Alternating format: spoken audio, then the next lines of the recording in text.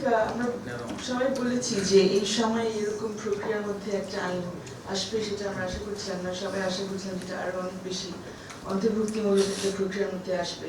তারপরেও যে অবস্থায় আমি সাধারণত থাকি না, আই থিঙ্ক তারপরেও সরকারকে একটু প্রিভিউ করা উচিত যে এই আইনটাকে অগ্রাধিকার ভিত্তিতে ড্রাফট করা হচ্ছে, এটা ইম্পর্টেন্ট। বিকজ আই থিঙ্ক আমরা অনেকেই প্রশ্নগুলো তুলেছি যে পুরোনো মামলাগুলো শুধু ডিজিটাল নিরাপত্তা আইনের না, শুধু সাইবার সিকিউরিটি আইনের না, এমনকি তথ্য প্রযুক্তি আইনের মামলাগুলো, সেই বিখ্যাত 57 ধারা, সেগুলো এখন পর্যন্ত কিন্তু সিস্টেমের মধ্যে পড়ে আছে, মামলাগুলো বিচারাধীন অবস্থায় আছে, অনেকের এখনো আমাদের আজকে সভাপতি সহ হাজিরা দিতে হচ্ছে মাসের পর মাস, এবং এখন পর্যন্ত এগুলো এক ধরনের মানে হয়রানির কন্টিনিউ করছে। সেই প্রেক্ষিতে আইনটা প্রয়োজন। আমরা এটাও মনে হয় সবাই স্বীকার করবো যে হ্যাঁ, সাইবার সিকিউরিটি সমস্যা আছে এবং থ্রেট হচ্ছে, বিভিন্ন ধরনের ইন্টিমিডেশন হচ্ছে থ্রু সাইবার স্পেস, এবং এটার জন্য আমাদের সুরক্ষা প্রয়োজন আছে। সেকেন্ড জিনিস অ্যাপ্রিশিয়েট করবো যে অল্প সময়ের মধ্যে আমরা দেখছি যে সাইবার সিকিউরিটির কয়েকটা মামলাও হয়ে গেছে, কিছু চেঞ্জেস আসছে কোর্টের প্রক্রিয়ার মধ্যে, যে সব জায়গায় সাথে সাথে গ্রেফতার হচ্ছে না, কোনো কোনো ক্ষেত্রে তদন্তে দেওয়া হচ্ছে, যেগুলো খুব অল্প হলেও আই থিঙ্ক এগুলো অন্তত আমরা বলি যে এগুলো there is some change in practice and there is some change in process. এটা যথেষ্ট না কোনো মতেই, কিন্তু একটু হলেও হয়েছে। এখন আমি অন্য সবার সাথে এখন একটু সুর মিলিয়ে কথা বলবো যে আমাদের যেটা আমরা দেখছি, মানে একই কথাগুলো আমরা আই থিঙ্ক এখন কয় বছর ধরে বলে যাচ্ছি, 2006 থেকে আইনটা শুরুতে, এসব সাইবার আইনগুলো আওয়ামী লীগের আমলে শুরু হয়নি, 2006-এ শুরু হয়েছে। সেই আমাদের জরুরি অবস্থায় চলে যাওয়ার কয়েক মাস আগে বিএনপি যখন সরকারে, এবং তখনও আইন নিশ্চয়ই ওই রকম একটা অনুভূতি নিয়ে করা হয়েছে যে এই আইনটা নিয়ে আমরা যাকে ইচ্ছে ধরতে পারবো। আওয়ামী লীগ এটাতে ভেবেছিল যে তারা অনেক ধরনের সমস্যার মধ্যে পড়বে, কিন্তু আওয়ামী লীগ আইনটা রেখে দিল। সো আই থিঙ্ক এই কন্টিনিউটির ব্যাপারটা নিয়ে আমাদের কথা বলতে হবে, যেটা সবাই বলছেন যে আমরা এক্সপেক্ট করিনি যে অন্তর্বর্তীকালীন সরকার এই কন্টিনিউটির মধ্যে থাকবে। আওয়ামী লীগ, বিএনপি, বিভিন্ন রাজনৈতিক সরকারের আমলে যে ধরনের হয়রানিমূলক আইনগুলো করা, সেটা আবার কেন রিপিট হবে, সেটা আমরা চাচ্ছি না। আরেকটা কন্টিনিউটি আমরা দেখছি, যেটা ঔপনিবেশিক আমলের যে ধ্যান ধারণা, সেগুলো এখন পর্যন্ত এখানে রিফ্লেক্টেড হচ্ছে। শব্দ চয়ন একটু ভিন্ন ধরনের, বলা হয়েছে যে মানহানি না বলে সামাজিক মর্যাদার ব্যাপারে বলা হয়েছে, এবং ধারণাটা মোটামুটি একই, এবং আরো কিছু একেবারেই মানে ঔপনিবেশিক আমলের শব্দগুলো, ধারণাগুলো এর মধ্যে নিয়ে আসা হয়েছে। তার মধ্যে অন্যতম হচ্ছে অশ্লীলতা এবং এই ধর্মীয় মূল্যবোধে আঘাত আনার ব্যাপারটা আমি বলবো ওই সময়কার থেকে চলে এসছে। আমরা যে সব প্রক্রিয়াগুলো ঔপনিবেশিক আমলে দেখেছি, যে একটা kind of divide and rule process, বিভিন্ন ধরনের যেভাবে পার্সোনাল লজে দেখেছি, এখানেও সেই জিনিসটা দেখছি যে এই বিষয়গুলো কিভাবে নিয়ে আসা হয়েছে।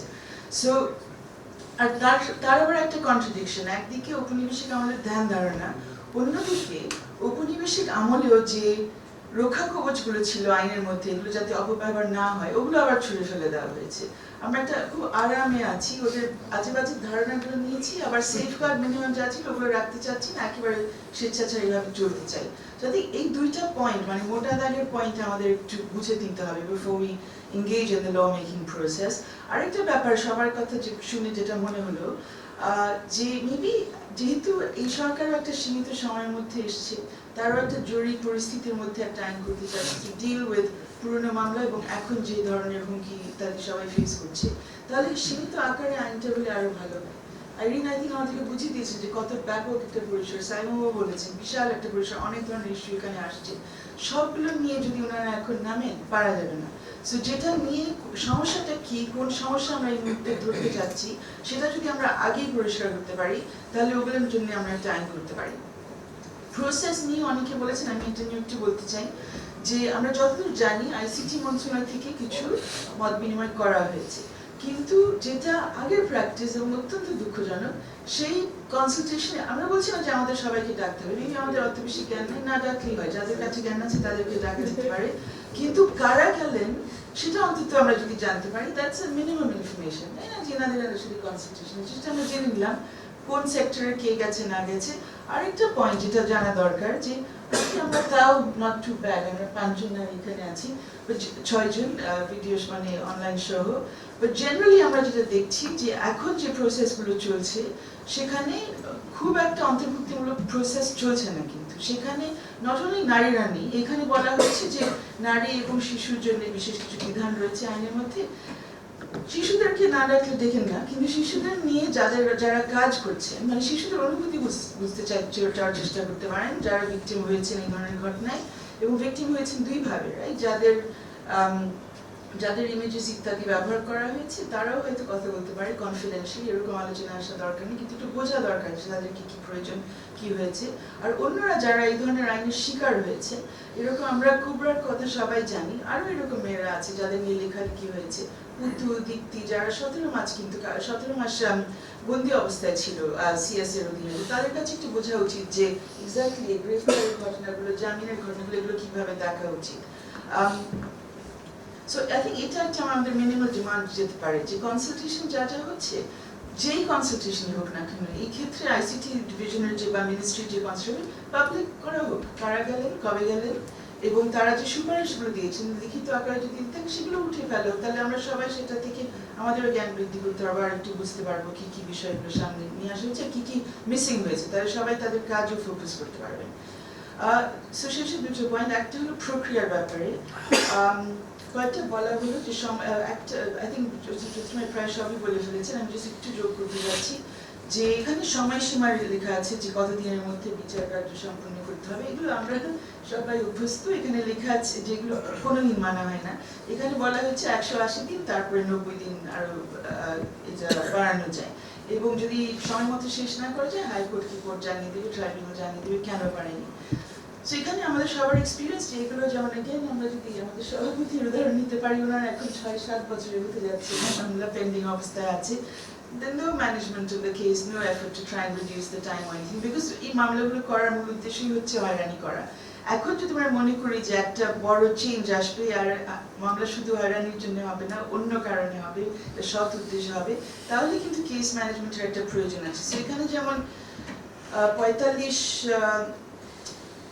ধারায় কোথায় বলা আছে টাইম লিমিটের ব্যাপার, সেখানে বলা আছে হাইকোর্টের রিপোর্ট যাবে, কিন্তু হাইকোর্ট নিজে কি কোনো ব্যবস্থা করবে? এই রিপোর্টগুলো তারাও কিন্তু আনুমানিকবদ্ধ করবে না, ওনারা একটু দেখে টেখে নির্দেশনা দিবে যে তোমরা শেষ করো, দেখি কি অবস্থায় কি হচ্ছে। তো আই থিঙ্ক এই আইনের সাথে দিয়া যে কথাটা বলছিলেন, শুধু একটা আইনের ব্যাপার না দেখে এই আইনের সাথে অন্য কি কি সম্পৃক্ত আছে, কার কি কি দায়িত্ব রয়েছে, সেটা যদি একই সাথে ঠিক করা হয় তাহলে অনেক বেশি এটা কার্যকরী হওয়ার অনেক বেশি সুযোগ থাকবে।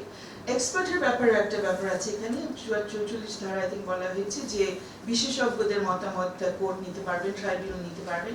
এখানে আমরা অতীতে একটা খুব বড় প্রবলেম দেখেছি যে প্রসিকিউশনের পক্ষে দেওয়া যায়, আপনার বিশেষজ্ঞ দেওয়া যায়, কিন্তু ডিফেন্সের ক্ষেত্রে আবার বিশেষজ্ঞ দেয় না, কোর্ট দিতে চায়, ট্রাইব্যুনাল দিতে চায় না। আর অনেকভাবে তৈরিও হয়নি, মানে হাতে গোনা কয়েকজন আছেন যারা এই বিষয়গুলো সম্পর্কে জানেন। সো এরকম টেকনিক্যাল এক্সপার্ট তৈরি করা এবং তাদেরকে এখানে ডিফেন্সের সাপোর্টেড মানে এক্সপার্ট হিসেবে থাকার সুযোগটা দেওয়া দরকার। জামিনযোগ্য করা হয়েছে even 25 R 26, which is a positive I think change, but যেখানে compoundable, what is the compoundable Bangla আপোষযোগ্য যেগুলো রাখা হয়েছে, সেখানে ইন্টারেস্টিংলি সাইবার বুলিং ইত্যাদি ওগুলো আপোষযোগ্য করা হয়েছে, কিন্তু ধর্মীয় অনুভূতিতে কেউ যদি আঘাত আনে সেটা আবার আপোষযোগ্য না। অথচ আমরা জানি সেখানে অনেক ধরনের ভুয়া মামলা হয়, মিথ্যা মামলা হয়, হয়রানিমূলক মামলা হয়, এবং অধিকাংশ ক্ষেত্রেই যারা খুবই অর্থোডক্স ভিউ না নেন, একটু ডিসেন্টিং ভিউ নেন, একটু প্রশ্ন করেন, মেবি মারফতি টাইপের এরকম অন্য যারা সংখ্যাগরিষ্ঠ ধর্মের না, তাদের বিরুদ্ধে অনেক ক্ষেত্রে এইসব মামলাগুলো হয়। তো এখানে কেন আপোষযোগ্য রাখা হবে না সেটা বুঝলাম না। আরেকটা ফাইনাল দুটো প্রসিডিউর পয়েন্ট, আরেকটা হলো স্যাংশনের ক্ষেত্রে, এটা ওই ধর্মীয় অনুভূতিতে আঘাত আনার ব্যাপার, যেটা বলছিলাম যে ঔপনিবেশিক আমলের যে রক্ষা কবচ ছিল সেটা আমরা রাখছি না।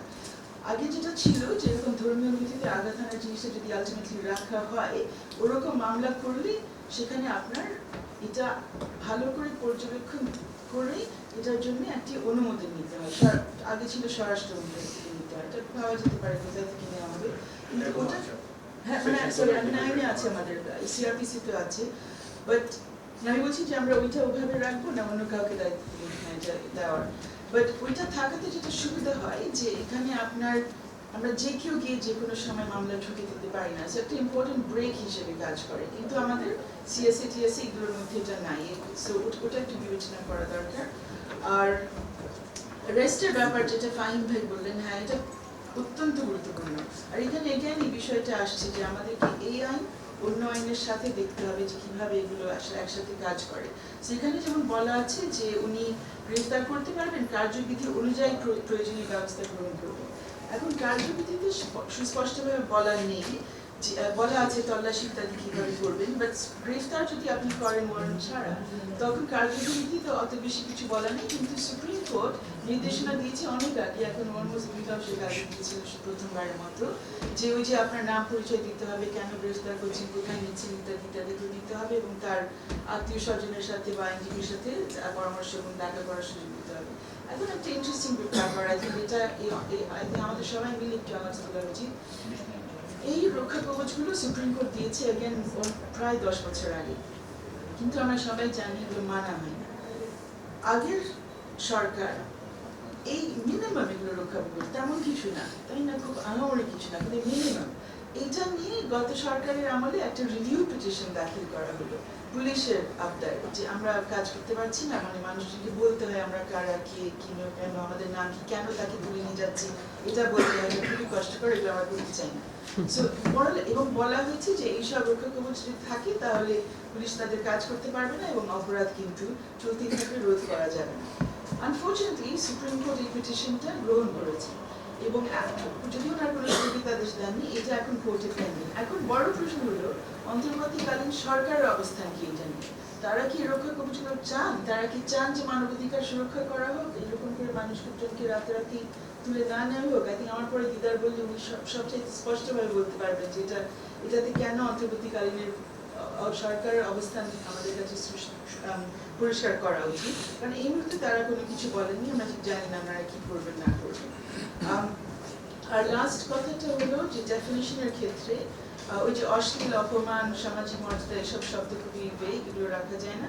অ্যাট দ্য সেম টাইম আর ডেফিনেশন ডেফিনেটলি মানহানি, সামাজিক মর্যাদা এগুলো ডেফিনেট ফৌজদারি আইনে রাখা উচিত না। But at the same time আমাদের এটাও স্বীকার করতে হবে যে দেওয়ানি আইনে যখন আমরা প্রতিকার চাইতে যাই, এটা না চাওয়ার মতোই একটা ব্যাপার। কারণ দেওয়ানি আইনে আপনি কোনো একটা আবেদনকার, মানে কোনো একটা ডিমান্ড কারোর কাছে পাঠাবেন যে আমাকে তুমি ডেফিমেশন করবে না, আমার মানহানি করবে না, এটার জন্য আমি 5 কোটি টাকা চাইবো, ওটা একদিকে একটা প্রবলেম, কিন্তু এই 5 কোটি টাকার মামলা ঝুলে থাকবে আপনার আদালতে 5, 10, 20, 25 বছর পর্যন্ত, কিছু হবে না। সো আই থিঙ্ক আমাদের একটু দেখতে হবে যে কোথায় থেকে অ্যাকচুয়ালি প্রোটেকশনগুলো আসে in this situation as well. সেটা এই আইনে আসবে না, অন্য জায়গায় আসবে, কিন্তু সেটা ভাবতে হবে। আর একটা জিনিস কি আমরা পেতে পারি, মানে তথ্যের দুটো তথ্য যদি আমরা পেতে পারি আইসিটি মিনিস্ট্রি থেকে, একটা হলো ওই তথ্য যে কারা কারা মত বিনিময়ে আসে তাদেরকে ডাকা হয়, আরেকটা হয় যে যদি একটা কাইন্ড অফ স্টেটাস রিপোর্ট দেওয়া যায় যে মামলাগুলো পড়েছিল, শুরুতে তো বলা হয়েছিল, অগস্টে বলা হয়েছে যে এই মামলাগুলো প্রত্যাহার করা হবে, এগুলোর জন্য মানে কিছু বিশেষ ব্যবস্থাও নেওয়া হবে, এর মধ্যে অগ্রাধিকার ভিত্তিতে একটা প্রক্রিয়া অনুসরণ করা হবে। সেটা যদি আমরা এখন জানতে পারি, একদিকে যে মামলা প্রত্যাহারের ক্ষেত্রে কি কি হয়েছে, সব মামলা হয়তো প্রত্যাহার হবে না, কিছু কিছু জেনুইন মামলা হয়তো ছিল, সেটা একটু বোঝার ব্যাপার। আর সেকেন্ডটা হলো যেসব মামলা আদালতে পড়ে আছে, আমাদের হাইকোর্টে পড়ে আছে, বিভিন্ন সময় বিভিন্ন জন গেছি, সেগুলো কিন্তু অগ্রাধিকার ভিত্তিতে এখন রিজলভ করা হবে কিনা। এবং আরো ইম্পর্টেন্ট পয়েন্ট, এটা আমি দিদারের কাছে জন্য একটা প্রশ্ন রাখবো, যে যারা কিছুটা হলেও প্রোটেকশন পেয়েছেন হাইকোর্টের কাছ থেকে, যে হয়রানিমূলক মামলা স্থগিত হয়েছে ইত্যাদি, সেই ক্ষেত্রে আমরা কি আশা করতে পারি এবং ধরে নিতে পারি কি যে অন্তর্বর্তীকালীন সরকারের পক্ষে যারা সেখানে ওকালতি করতে আসবেন, অ্যাটর্নি জেনারেল ডিপার্টমেন্ট, তারা আগের সরকারের অবস্থান নেবেন না, তাদের অবস্থান বদলে যাবে এবং তারা মনে করবে যে এগুলো ডিসপোজ করে তাদেরকে এখন সুরক্ষা দিতে হবে। আমরা কিছু কিছু এক্সাম্পল দেখেছি, খুবই চিন্তার বিষয়, যে যেখানে সুপারিশ লেখা হচ্ছে যে মামলা তুলে নেওয়া হবে, সেখানে আবার একই সাথে মন্তব্য করা হচ্ছে যে প্রয়োজন বোধে এই মামলাটা আবার চালু করা যাবে। তো এটা তো আবার একটা যার মাথার উপরে পড়ে থাকবে, এটা যেন না থাকে, এখন সেটার জন্য আমাদের ব্যবস্থা নিতে